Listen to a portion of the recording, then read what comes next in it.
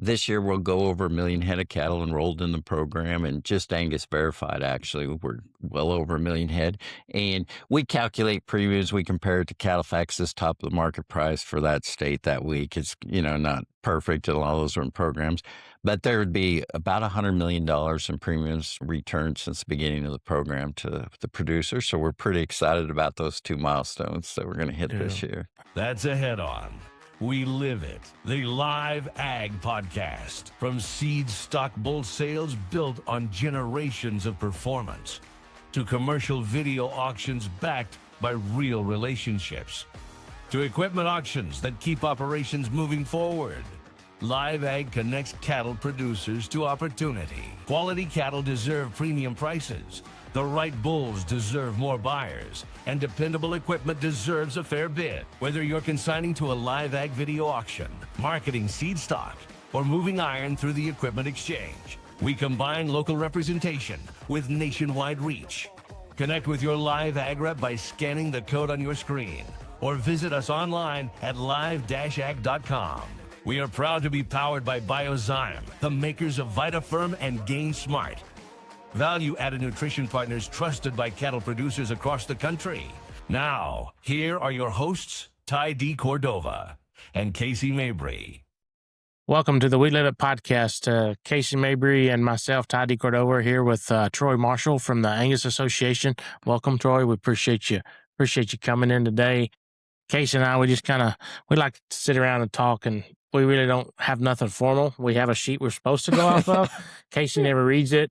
I hardly ever see it. And we kind of just printed it out about 5 minutes ago, but we'll try to stay on topic today. We just want to thank you for joining us today. First thing we kind of like to do is kind of get to know our guests. Where you live? Where did you come from? How did you end up at Angus? I mean, just kind of give us a little 5-minute background. I'm Troy Marshall, and I'm Director of Commercial Industry Relations with American Angus Association. I've been there for about 5 years now, a little over 5 years.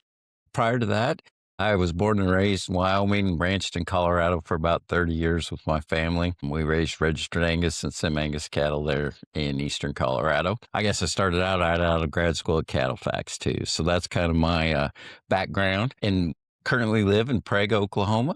We've been there for about 3 years, so I'm almost officially an Okie at this point. I don't know how much I would put that out there, but okay.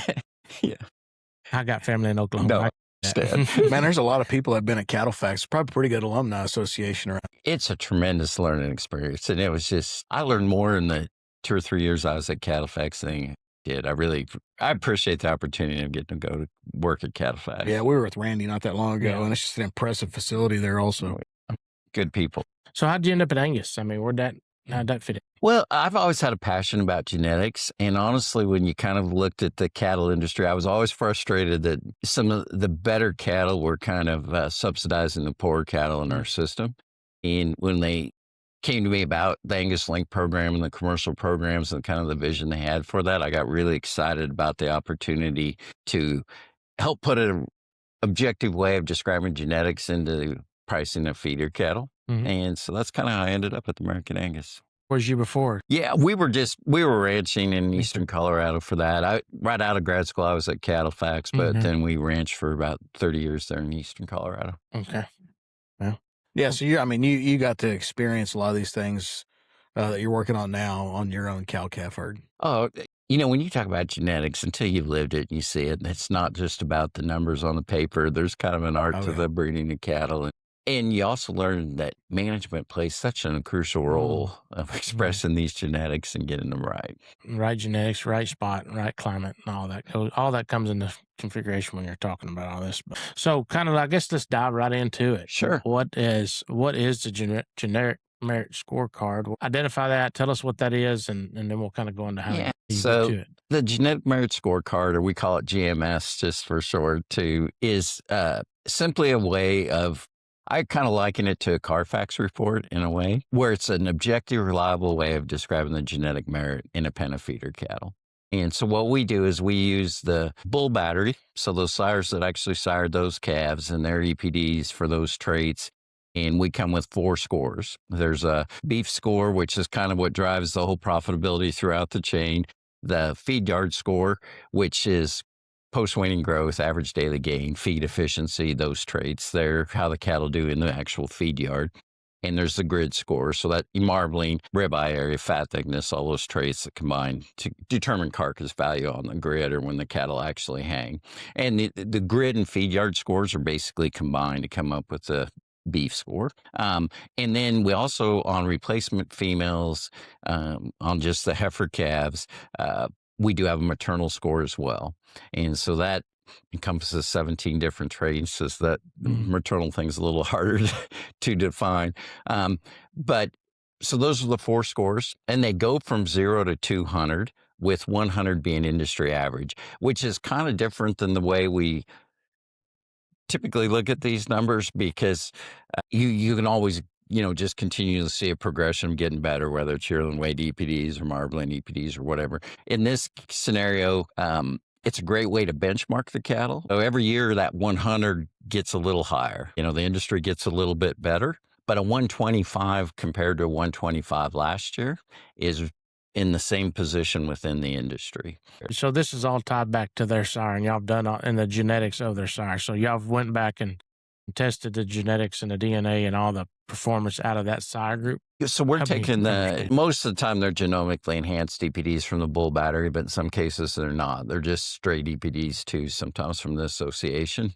And so all the bull battery information's going in. Over time, that builds the cow herd. Initially, if we don't have all the history on that, it's just the breed makeup of that cow herd, and we use the industry averages for the various breeds at the beginning. But that just continues to compound over time to better describe those cows as well. So how accurate would it be on a set of Angus bulls and crossbred cows? Yeah, that's the exciting thing. We've done a lot of validation data on about 120,000 head. It's actually more accurate than what you would get on most of your yearling EPD type bulls. And we know how it does a really pretty good job of describing the genetics of those cattle.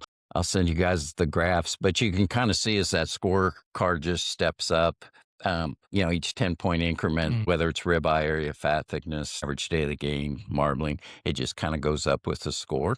And the nice thing is the average bull battery size is about 10 to 12 in our data set, or the people enrolling in AngusLink. And so that variation, that takes out a lot of the variation having that larger size of contemporary group. But it does a really good job of predicting the performance of those cattle. Right now, 100 score will get you about 11% prime cattle, about a 37% CAB acceptance rate on average, which is pretty close to what we see from an industry standpoint. And if you go out to the real extreme, which these are really good cattle, but the 165s are higher, and those cattle are going about 88% CAB or higher, about 40% prime at that. When it comes to selling cattle, performance matters.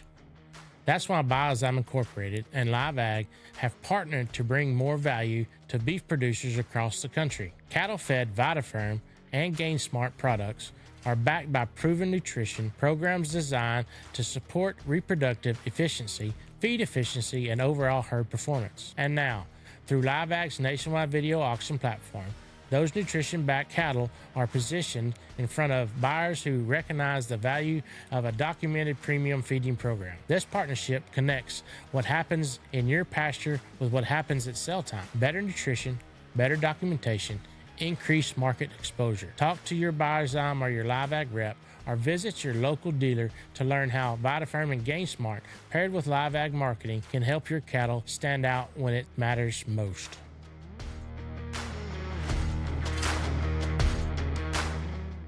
That's unreal to see how some of these cattle can progress. So let's like take it down a notch and maybe simplify it just a minute. All right. So if you're, let's say I'm a cow calf guy and I've got a couple hundred cows, and I want to get involved in this program. Like, tell me how to do that. Yeah. Actually, it's a very simple process. They do have to be agent source verified for the program. So you have to have a beginning and ending calving date. Just mark on your calendar there. And the only other thing we need to get the process started is your bull battery. So registration numbers, our names will help look those up, of the bulls that sired that calf crop. And from there, about a 10-minute questionnaire, a few things on your cow herd size and that sort of thing. If you do AI, we do need the receipts on that just for documentation, and we but we can use those AI sires as well. But honestly, that's all we need. It's just the bulls that you turned out on that set of cows. And then we provide you the scorecard, which is used in marketing. And it's just to simplify things for that buyer. It's a quick, easy way for them to understand the genetics in there. From the Angus Association standpoint, the reason they started this program, I think, was just there's a lot of producers that have made a lot of investment in genetics and are maybe doing things right from a management standpoint. But when they moved through the channels, those cattle kind of got lost and they really didn't get credited for that. And so this program was just designed to help those guys get rewarded for the investment they've made in their genetics. No, I think it's a really neat way to do it, Ty. And if you think through it, instead of telling people, this is the bulls I use, this is the bulls I use, here's the EPDs or whatever, it's a really simple kind of one form of communication. Well, and it's really no different than your reputation cattle, because people knew how those cattle performed. And the problem with reputation cattle is only maybe 3 or 4 people know your reputation because they've had to own them and feed them. And this is a way of just putting an objective measure behind it. And I love the quote. Tom Fanning was at a conference, manager at Buffalo Feeders, and he said what the scorecard does for him was it just gives him the confidence to be able to pay a premium for those better calves. Yeah, I mean, if somebody's going to go through the effort and the ability to do that, then they're not lying about the sires they're using. Well, and that's the neat thing. We check that those bulls have to be transferred into their names and all those things too. So we do provide that third-party verification so they can have a little more faith in those numbers too, as you said. So y'all do the third party? I mean, who does your? We do that. IMI Global actually helps manage the program for us because a lot of our cattle are going through those other programs as well. And so they do the agent source verification and Angus Verified for us. And we do the Genetic Merit Scorecard at the American Angus Association to help calculate that. Perfect. Yeah, I know you guys have a relationship with National Beef also, right? And on USPB grid. So can you talk about, there's some partner feed yards that are buying these cattle. They're running them through the grids. What data are you seeing on that? Been really exciting. It was neat. First time ever that a packer stepped out and paid for just genetic merit on top of the premiums for prime and all the other things on those grids. And so we've seen really good results with about the first 20,000 head of cattle through there. The cattle with the scorecard had a gross of about $300 more than the other cattle going through the grid. So they've performed really well. The average of those cattle were a little over 40% prime, when the average of the cattle going through those, again, was about 11%. Pretty significant increase in terms of the quality of cattle going through there. It's been kind of neat to see from the feeder standpoint is they've always known there was value in genetics. That's not hard to calculate, Right. They see it every day, but this just kind of gives them a way to know what those genetics are and reduce the risk. And I really see it more of a risk mitigation tool than anything else, just because, as you guys know, when you're paying $3,000 plus first cost on some of these cattle, the amount of risk associated, if you can remove some of that uncertainty in the buying process, it really helps. Well, I think a lot of people are bidding the grid premiums into the cattle now. And so, I mean, to make sure that you're at least going to get a grid premium, because I mean, I've always said this, and it's probably not going to be a real popular statement, but the premium has almost been commoditized to where it's table stakes. Like, I mean, for what the cattle are bringing in and what the swap that everybody's buying, I mean, people are putting that in their bid. So we got to make sure that you've got the integrity of the cattle and the reputation of the cattle and the predictability in the cattle to be able to, hit those grids. Well, and we were talking, there's a lot of things that affect how genetics are expressed too, your nutrition and health and management and all those things. And everything has to be lined up to really hit that home run as well. But some of the analysis we've done, we really think genetics determine about 30% of the difference in profitability between pens of cattle. And that's including market swings and all that in there. And so it's a big player in terms of how profitable those cattle are going to be. Yeah, I mean, most people can't just be the lowest cost operator out there because, so then you got to try to look for, pushing the middle part of it or even the revenue side of it hard. What is what's the Gene Max advantage? That's kind of a new thing that we just incorporated this fall, and that Gene Max Advantage is our genomics test on feeder cattle. And producers that are testing the replacement heifers or calf crop that use to help make it just goes into the Genetic Merit Scorecard to improve the accuracy of it and does that. And it also is used as kind of a proxy. And so it helps us better define or estimate the genetics in that cow herd. And so it just is a way of, for those really progressive producers that are using genomics and their heifer selection and that sort of thing, that it is incorporated now into the scorecard. I think we've just in the last, it got introduced in January, so we've only had a few of those, but we've already had about 30 or 40 sets of cattle come through with the GeneMax Advantage. And I think we're going to see, as we go into this expansion phase, because there's a lot of interest in testing these heifers as these guys are making their heifers. Parnell, trusted by cattle producers and veterinarians for over 30 years, manufactures its own premium quality, reliable veterinary generics for the U.S. cattle market. Introducing Nixie Floor. With 2 proven ingredients in 1 powerful dose, it fights infection and reduces fever. And with just 1 shot, you can see results in as little as 6 hours, helping cattle breathe easier, recover faster, and get stronger. Nixie Floor works as hard as you do. Again, we may have circulated around this a little bit. Like if a guy wants to enroll in the program, what's he need to do? All they need to do is to either call us or IMI and tell them they're interested in being part of the AngusLink program. They'll get your ear tag sent out to you, do the agent source verification. It's no audit, none of that kind of thing with that program, about a 10 to 15 minute phone call. We will provide you, if you're using all Angus bulls, we have all those in our record base, so we'll send you a sheet and you can just cross off the bulls that are no longer there or the ones you're using. Mm-hmm. If you're using some other breeds or those sort of things, we just need the registration numbers of those bulls. And so if you really have your herd bull battery, that's all you really have to do to initiate that process. And then, Ty, once they get enrolled, they can mark these cattle if they're going to sell them on LiveAg. Yes. Yeah. We pull all that data from IMI. Once they have the scorecard and all that, it all comes from, Angus. We send it to Angus too, and they send us the scorecards and all that stuff to put up on the screen or put in the comments and all that. Yeah. It works pretty good. We've had some on there already. Probably almost as much of it on there. The last sale. Yeah, we did. Yeah, the cattle out there, them heifers that were out, the replacement heifers are out in Virginia, maybe. I think. Yeah. I'm pretty sure that those were on it for sure. But we've had quite a few sets come through already. Yeah. Anything else kind of want to go over? You want to cover that we didn't touch base on, or? I think we did a pretty good job. It's just we've really been excited in the way the program has grown here over time, just as you said, as we've seen more industry acceptance. This year, we'll go over 1 million head of cattle enrolled in the program, and just Angus verified, actually. We're well over 1 million head. And we calculate premiums. We compare it to Carfax's top of the market price for that state that week. It's, not perfect, and all those are in programs. But there would be about $100 million in premiums returned since the beginning of the program to the producers. So we're pretty excited about those 2 milestones that we're going to hit this year. Good.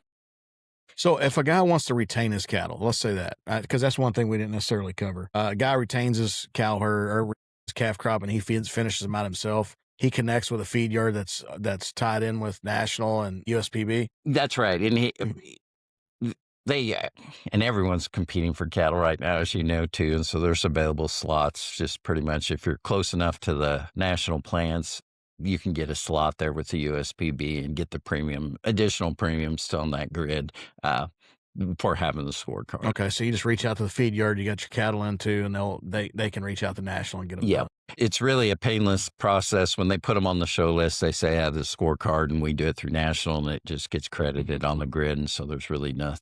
From a producer standpoint, it's just a matter of letting them know that the cattle have a scorecard when they go in there. So. Simple enough. Appreciate you being on. Thanks for taking the time to come down, leaving the great state of Oklahoma to come down here to Texas, visit with a few Texas boys here. But thank you for that. Well, we really appreciate it, and we appreciate all that LiveAg does to help capture value for commercial cattlemen as well. So, yeah, appreciate the partnership. As do we. Thanks, everybody out there in social media land. Y'all just be sure to subscribe and like. And if you have any comments or any questions, be sure to send those in and tag Casey because he loves to answer questions on that. If you want to be involved in the podcast or do a sponsorship deal with us, if you'll reach out to Katie at live-ag.com or just send her any questions you have, or if you want to try to do something on the show, we'd love to see you. God bless.